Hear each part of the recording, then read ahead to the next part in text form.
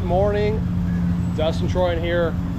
I'm at Lavaggio today, Saturday, and it's gonna rain tomorrow, so I canceled the show, and my good friend Addy happened in the area, so I figured, you know what, we'll do our what did Addy bring on Saturday instead of Sunday.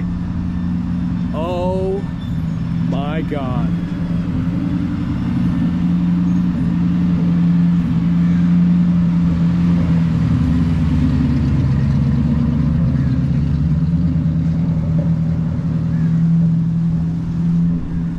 Absolutely unbelievable.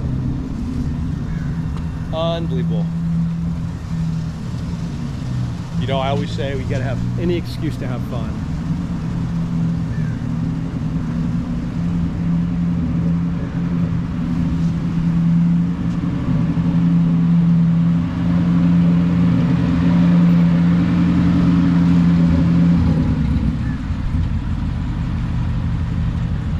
Good morning, Addy. This is absolutely unbelievable. I think it's the best that ever came out of US car manufacturers throughout the history if we consider the time that it was made. Addy, this is stunning. So Addy was at a car show up the street this morning, and I called him. We were talking about tomorrow, and we were gonna do a video, and again, I decided to cancel Supercar Sunday. And I said, well, I'm at Lavaggio today, so come on by. Okay, so this is our What Did Addy Bring segment at Lavaggio, because I canceled the show yesterday. He happened to be around, and this is one of the most magnificent cars I've ever seen. Addy, you just pulled in, Addy. What do we have here today? We have a 1931 Duesenberg Model J. This is J315. Because they actually numbered the cars. So this is car number 315 or 315 that came out of the assembly at the time. And it's a Model J, which is the non-supercharged car. 445 cars were made. And then it was the supercharged model, I think 36 were made. And what type of power plant does this have? What type of engine? It's a straight 8, 7 liter, 420 cubic inches. Horsepower? 265 horsepower on the straight 8 not supercharged. In the supercharged model it was over 300, I think 320 horsepower. And what year was this? The engine was designed in 1925. Wow. The design was completed in 1928. This is a dual overhead camshaft, 4 valves per cylinder, and it's a 100 years old engine. Approximately. Nothing ever came out of car manufacturers in this area which was equal to this car. And as far as you're collecting, when you started collecting, was this on your radar? This was on the list, you had to have it. Why did you decide to buy this car? I remember in the 80s when I was poor working for $8 an hour, for some reason the name Duesenberg or a car Duesenberg got into my head. And it wasn't something that somebody who's making $100 a day can even dream of, you know. But it was like, oh, it's a Duesenberg, and I looked at it and I admire the quality, the style, and all that, and I knew nothing about it. I didn't even know at the time that there were no two cars alike. Because it's not really a production car. Duesenberg never made a complete car. Duesenberg made a chassis, powertrain, the dashboard is Duesenberg, this is a Duesenberg, but everything else that you see, the body was built by a coach builder. And people in the United States then will just like going to a tailor to get a suit, they will go to a coach builder to build them a car because they were so filthy rich. And in your opinion, this is the pinnacle of the era, Duesenberg. It's not only my opinion, I think it can be probably seen by most car collectors as the pinnacle of a car made in the United States.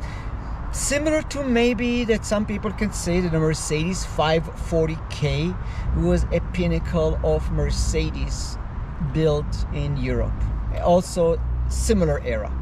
So let's talk about that era in time, the 20s. So the Duesenberg family are producing these, are getting them out. They're noted to be the finest automobiles people could buy. What did this go for back then, price-wise, comparatively to, say, an early Ford or even a house?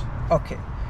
A Ford at that time, which was a production car, and Ford mastered worldwide, actually, the mass production. They were genius about that, and they would pop these cars out of the factory at about $400-600 a car.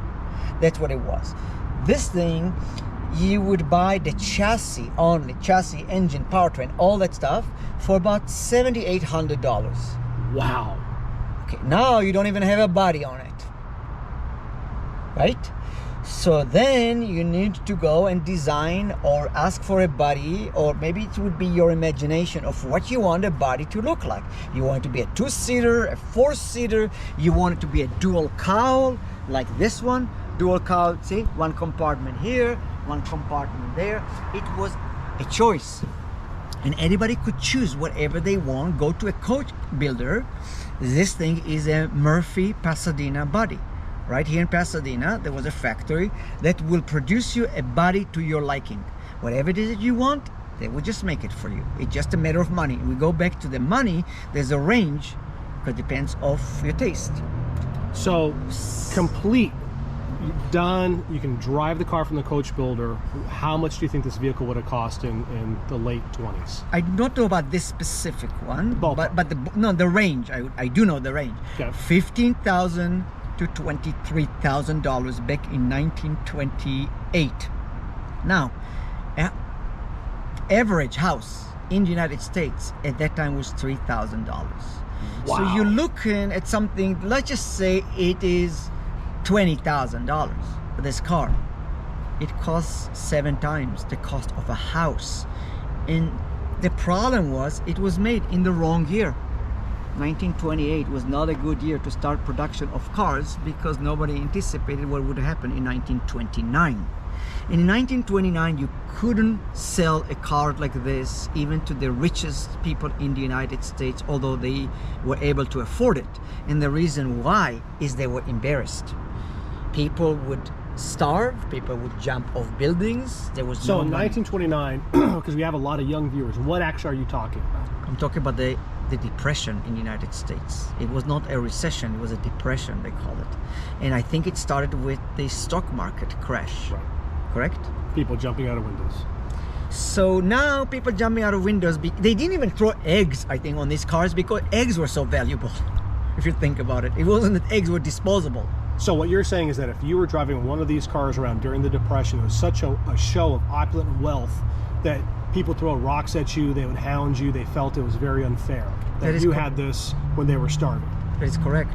So they just didn't want to bring this thing out to the public. They didn't want to drive a car like this at that point. They would rather drive a $400 Ford, or ride bicycles, or whatever it is that was to fit in. Exactly. This, you don't fit in with a car like this. Now with a car like this, would you have a driver, or would you actually, would a family drive it? Husband, wife, 2 kids in the back, driver, depending on where you're going. What are your thoughts on that? It's a speculation. I don't really know, but a lot of these cars and a lot of these people were so wealthy that they just had a family driver. Right. So you call the driver, the car, bring my Duesenberg over to my the front of the house. And then, remember the Roaring 20s? Yep. Roaring 20s were the Roaring 20s. This thing fits perfectly in the Roaring 20s. You sit in the back and you go into your, 5-star restaurant in Manhattan. Or you are a big movie star and you're driving a car like this in Hollywood, and you probably wouldn't be seen driving it, because it's not like today. Wealthy people nowadays drive their own cars. Wealthy people then would sit in the back. Right. And how does this drive? It's a fantastic car to drive. So it's a manual transmission, 3-speed, 4-speed? 3-speed. 3-speed. 3-speed. Okay.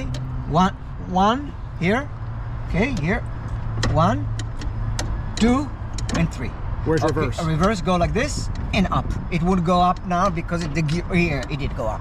So that's reverse. Parking brake in here.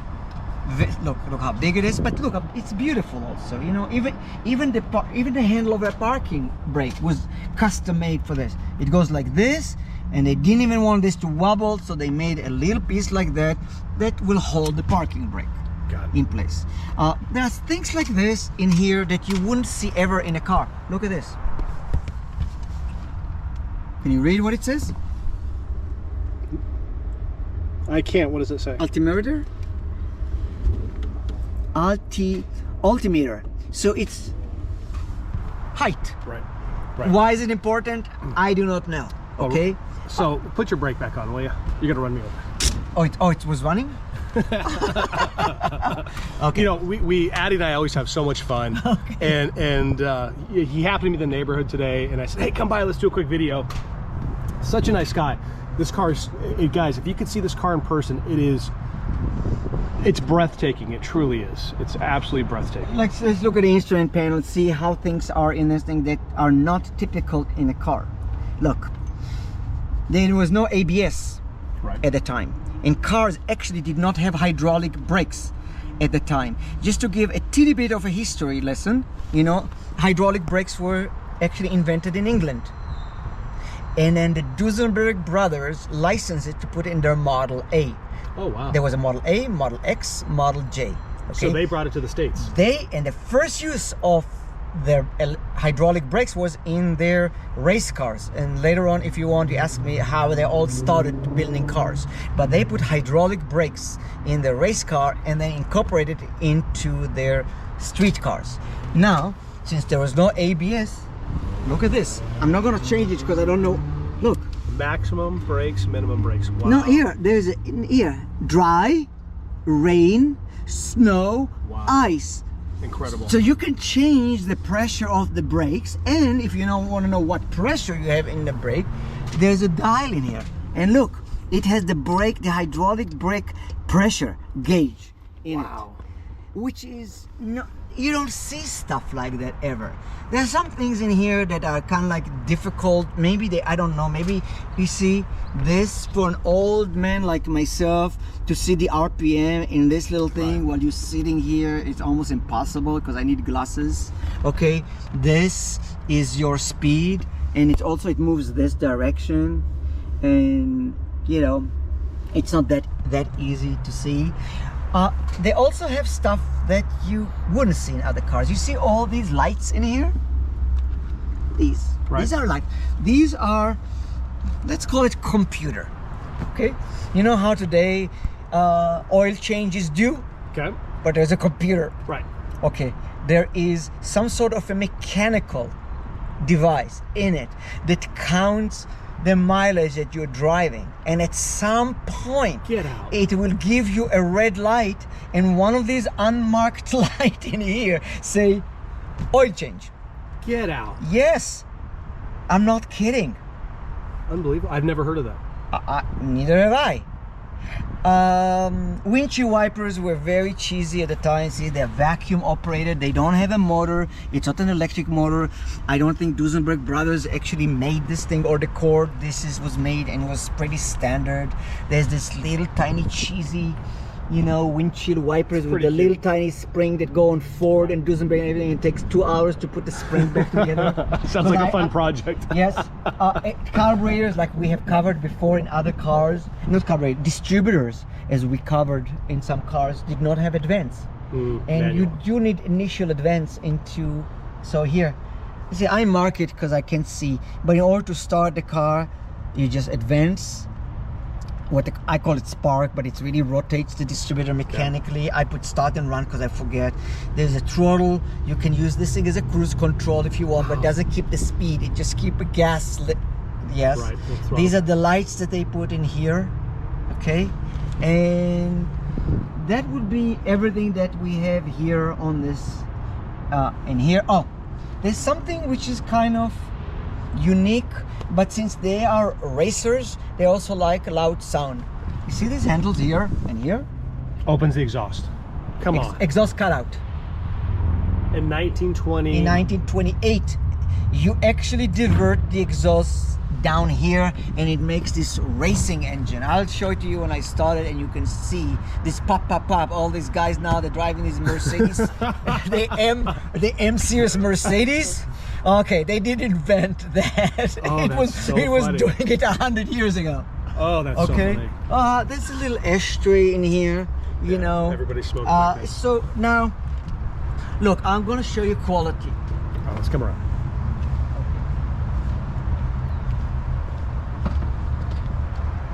If you look at quality of hinges, quality of screws, quality of plates like this.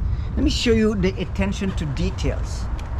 And look at this. You see the window in here? You see this thing? You see this little door? Yep. Yep, there's a hinge there and it And swivels up. It covers the gap just for beauty. Wow. It's unbelievable. Yeah.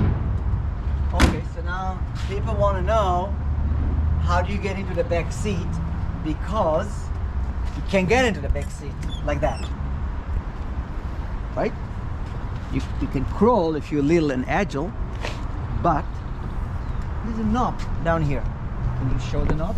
Yep, got it. Okay, got it. Okay. You undo this. You take this windshield and you swivel it. There are locking pins, one in here and one in here. Obviously, they put a little stainless steel piece, and then you lift this thing up. Wow. Now you go into this and you sit here, and then you close this, and I believe, and then you go like this. Okay. Now you cannot close the door, and that's why you have a driver. Watch your fingers. To tell you the truth, this, I mean, look, it's in my opinion, it's a design flaw. But look, you see, Oh, geez. it's just, that's the way it was built. I'm not gonna, So you're saying there's no airbags in this car? there's no airbags, and this, this one is sitting, in my opinion, too close to your face. Now, is there a reason for that? I do not know. And what if you're 6'5"? How tall are you? About 6 foot. Okay, let's try it. We don't know. Oh, let me open the door. May I get the door for you, sir? Sure. To open, you could. Okay, now you get in, and you're 6 foot, Okay. and You know, when I get into people's cars, I always make sure I don't have any keys in my back pockets or front pockets and stuff like that, because these cars are just magnificent. All right, so here we are. you go in there. Let me do this for you, sir. So And then here's we my only field move of vision. this one here, okay, and we don't need to lock it, but okay. So if I'm sitting You here, have excuse me, if I move forward at all, boom, right. takes the top of my head off. It's a So if I move in the middle, the car is no longer under warranty. But if you sit in the middle, it may be okay. Look, hey, nothing is perfect, right? Although it's a Duesenberg, this thing is not really their fault. It's a Murphy design, or whoever designed this thing and gave the specs. That's what they want. Right. Okay. I've heard that only 4 cars like this were made in this, what they call butterfly. gotcha. This is, somebody said it is. I don't know where they got the information, but this is a butterfly design. Unbelievable. Okay. So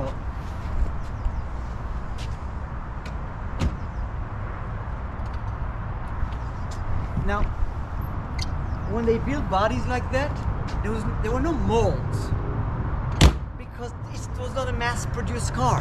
Right. So if you need to make this bumper, for example, you bend it All by hand. by hand.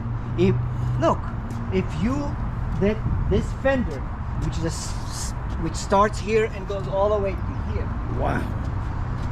came as a flat piece of sheet metal, and somebody made it by hand. And you can see that it's different. Look, you see this little detail here? Put your finger on this ridge here. Right. You're gonna go this way. Right. Okay, go on the other side. Different. Different. It's different. it may take a month for a person to build a fender. Unbelievable. Now it takes one punch. This is it's a ride control. You see, relax monitoring made trademark. Okay. Watson's stabilizer, and it has a belt in here. Right.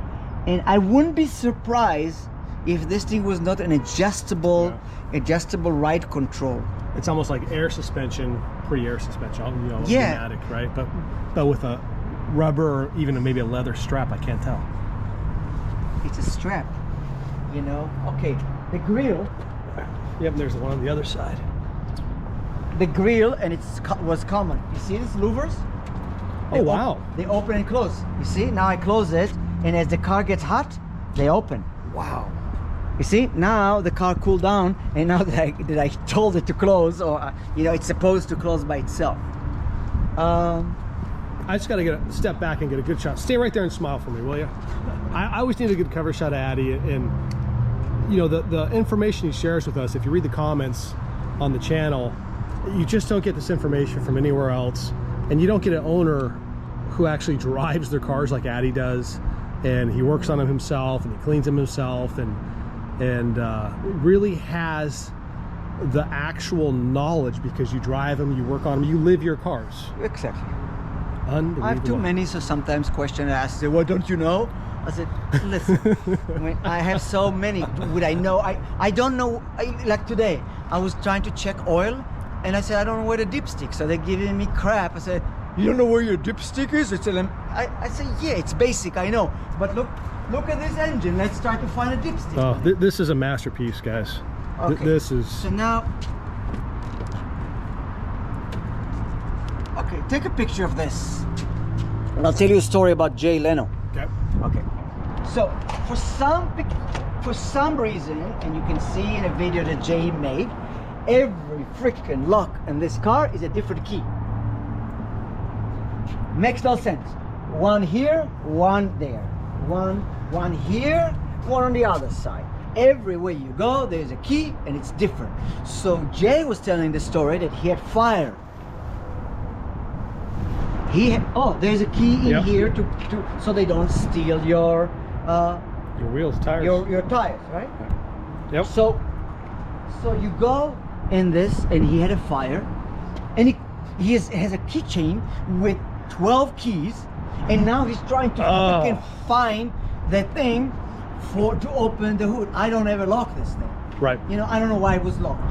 I mean, but it's a funny story because he goes to the store and gets, I mean, this is pretty good idea. He goes and gets 7-Up.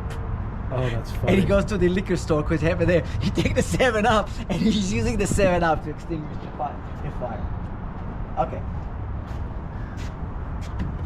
Going back, see. Go ahead.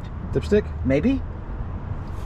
Nope. Nope. Nope. Nope. Okay, so somebody else this morning at the car show said, oh, is it there a dipstick? it is. I said, no, it's not my dipstick. So now I'm looking around. I said, where is it?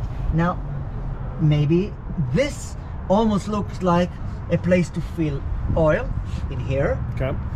Then we looked at the Outrun, and look, you see, this is a generator, and it has a drive shaft here. Okay. And this drive shaft goes into here, and this thing is moving something. Now, I think maybe people should go and see Jay Leno's garage, because he actually talked about this and give more information about it. Okay. Anyway, there's a 7-liter motor. Duesenberg 8, straight 8. Maybe oil there. Well, We'll go see. We'll go see. We'll go see. Okay. So the Duesenberg brothers started in Minnesota in 1900, more or less. Okay. They were 2 German immigrants, and they were building bicycles. but they were really good. So they started building. They wanted to build race cars and make a long. And so they made the Model A. The first Model A was purchased by the Dole family, the Pineapple, Hawaii. Okay, this car is now fully restored in Indiana at the museum. Okay, I don't want to go into a long story of what happened to that car and how it ended up being restored, but it exists. Okay, and there was a Model A. Then came the Model X, and then came the Model J. At the time of this, it was not really owned by anymore. It was owned by Mr. Cord. Oh. And there was the Auburn Cord Duesenberg. So Cord went to the Duesenberg brothers when he purchased their company because they were in financial problem, and he said, build me the best car in the world. And that was 1925. They were building racing motors, and they were racing in Indianapolis, and that's why the world knew about them. They would win. I think they won 1922, 1924, 1925, 1927. Wow. So they were really good. So they built this monster engine, put it in a little race car or whatever. I don't even know if I have a picture of anything like that. Here is a 265 horsepower. Maybe they put a supercharged motor in this little race car, and they were racing and winning. Wow. So when he wanted the best car, he said, then the engineers, either, I don't know if it was Freddie or August, was very meticulous. And although he gave him the request in 1925, because he was so detailed, the engineer, it was not until 1928 where he finally finished it and was happy with this motor. Look, 100-year design, right? That's beautiful. Dual overhead camshaft, 4 valves per cylinder. Unbelievable. Right? Remember we talked about all these computer stuff. I think this is part of all this mechanical computer thing that tells you that the oil needs to be changed. Can we see the other side? Yeah, but we need to close this side first. So, okay, we're good here, right? Yep. There's so much to see. I mean, look at this stuff. Ugh.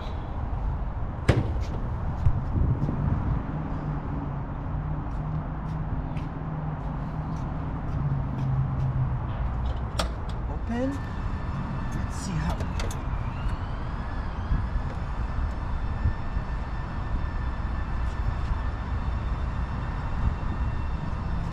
Can you go around and just make sure this thing doesn't crash down? Okay. You got it? Yep. I can let go? Let me, yeah. Hold on, let me go around and let me do this thing. It has, you see, it has these mating knobs in here, and they're supposed to mate like this. Voila. Not a good idea, but hey. Wow. Wow, it actually looks nice from here, huh? A little dirty. Well, you drive them. They don't sit in a museum. They get driven. It's pretty interesting. Look, I haven't opened this side before, but look, individual, 4 different individual exhaust pipes. Yep. Let's look. This appears to be interesting. Let's see. Let's see if I can read what it says in here. Lubricator, use this for other permission, use constant car. I think these cars may have, it is self-lubricating, I think. So this is some sort of an oil in here. What? Okay, so it needs oil. Use BIGUR oil. So I need to put B. Remember that BIGUR oil. I'll watch your video later on. Okay, so that's that. Dipstick. So this is a lubricator. Okay, this.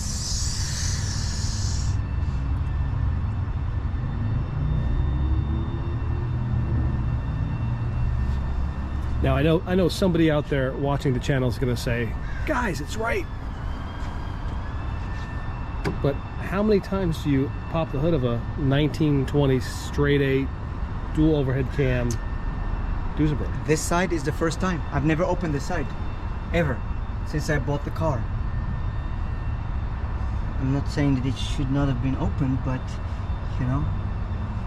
But look how massive and how well everything is built. Oh, look. So apparently, look at this. Take a look at this starter. I think this starter is a pre-solenoid starter. You know, we push a button now, right? Right. It's mechanical. So the solenoid is to engage the starter is mechanical with this wire, with this cable. You pull it, it touches you pull it, it touches it, it pulls, right? it pulls and disengage and make a contact and start spinning. Look who built the starter. Delco Remy. The Detroit Electric Company.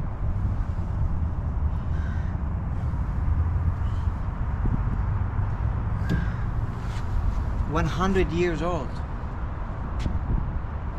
I hope I'm going to look that good when I'm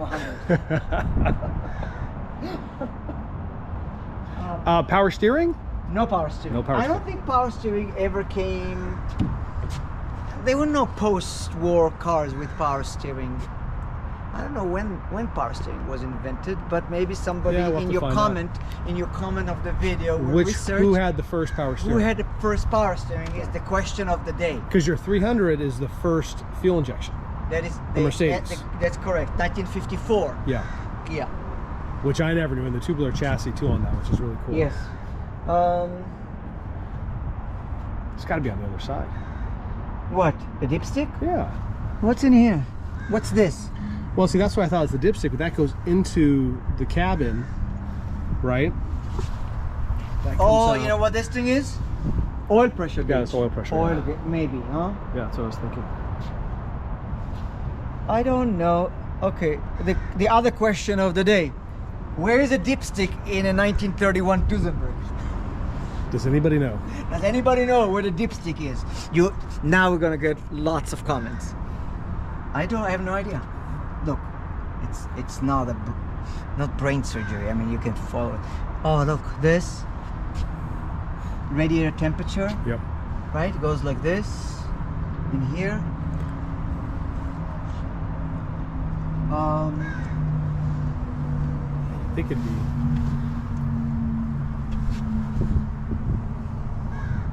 somewhere right on the side, you'd think. There goes Addy. He's got to find the answer. Tonight he's going to text me, "This is where it is, I found it." Okay, do me a favor. Can you open the door, this door?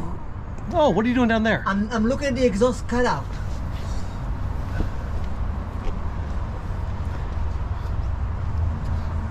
Okay.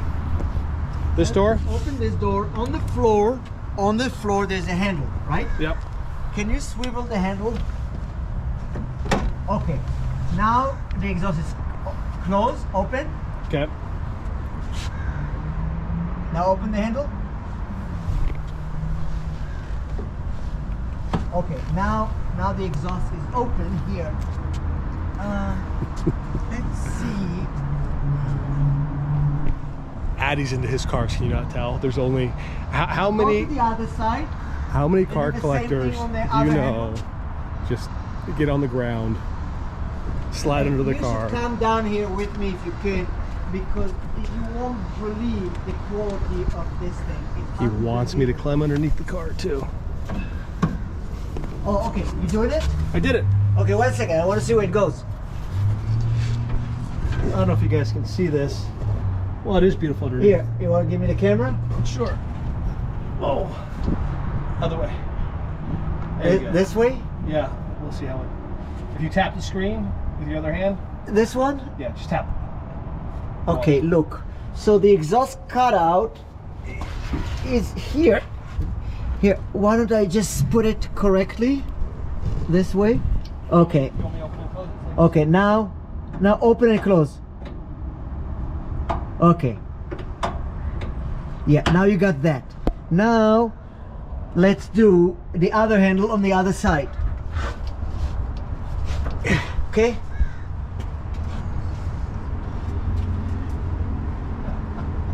You there? getting there. Ready? Yeah. Okay, this is moving this way. Okay, although I got it. Okay, this goes this way, and then it goes here, and then hold on. Okay, now do it. Okay, so this looks like it can it opens and close the exhaust, the rear exhaust. Okay, there is another valve in here, or flapper, let's call it. Okay, now look at the quality of the drive shaft. The drive shaft is not exposed, you see, rear. Okay, hold on. Yeah, it's on. It stays on. Okay, it's here, and the drive shaft is sitting inside this tube. It's not exposed. Look like, you see, if you go here, look at this. This is unbelievable high quality stuff. I think this is. Can you work the handbrake? Oh no, don't. No, it's gonna roll and crush me, right? Yeah, no, we're not doing that. Okay. Here's your camera. So that's one of the best parts Very impressive, I have to tell you. That's one of the best parts about Addy's. It really is. He loves his cars. He gets down there, he works Ultra on high them. quality. His wallet's falling out. You're losing your wallet, Addy. Okay, that's fine. Okay, I want to show you something which is. Let me have the camera for a second. I'm going to show you what I mean by building high quality stuff. I don't know if it's going to come out good or not. Oh. Okay, now I got it. You see all these nuts have safety wire going through them. It's very, very nice how it's built. Look, cotter pins on this. Here, go in the back now, and I'm gonna hand you the camera. You will edit all that stuff out, right? Yeah. Okay. Look, you see every nut and bolt. Look, that's important. They put a cotter pin in it, so Yeah. you don't see this thing nowadays because you do robots and stuff, building stuff.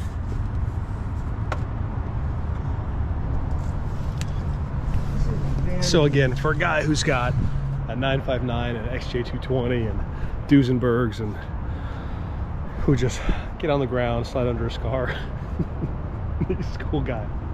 You gotta love it. He's just one of us. I mean, a more passionate car guy you just may not find. And he drives them, shares them, drives them, shares them with everybody. Addy, I wish I was 13 again.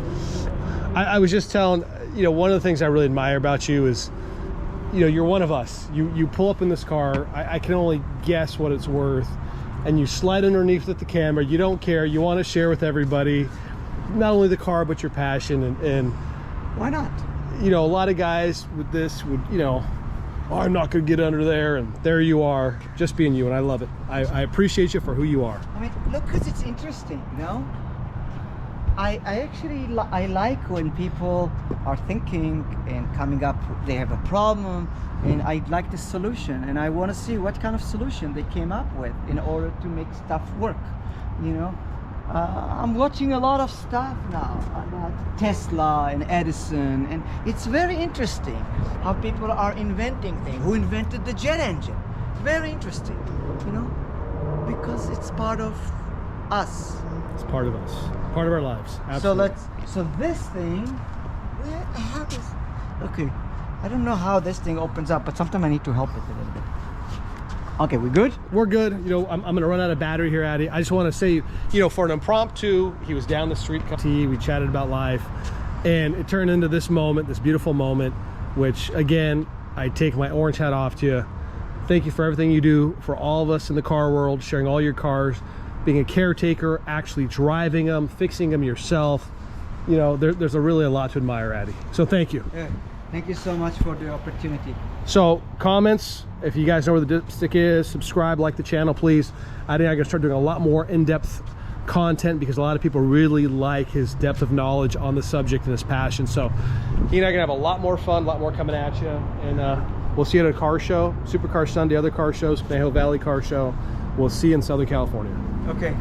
Cheers, have a great day. Thank you.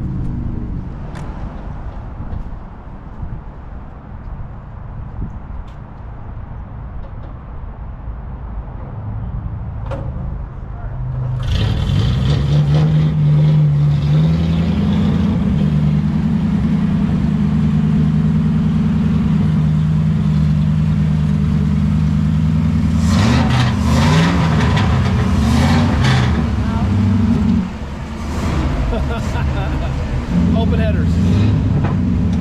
Okay, can you check to see if there's anything coming out of the rear exhaust and whether I'm coming out?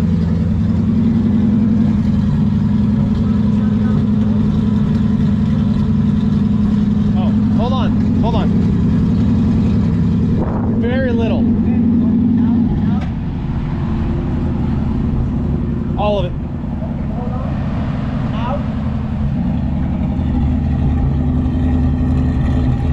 A little bit. Yeah. Less.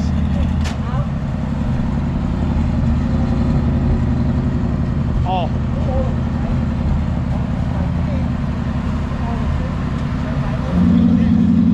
Loudest.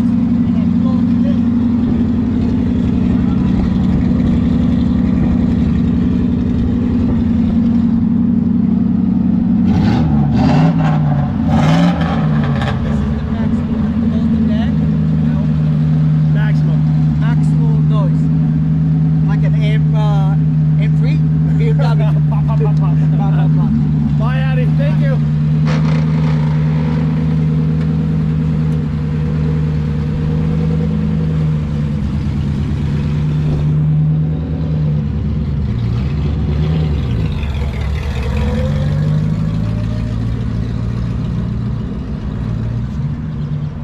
What a car.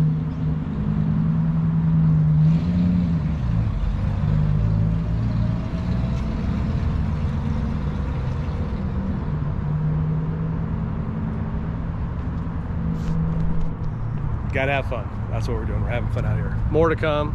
Subscribe, like the channel. We'll see you real soon.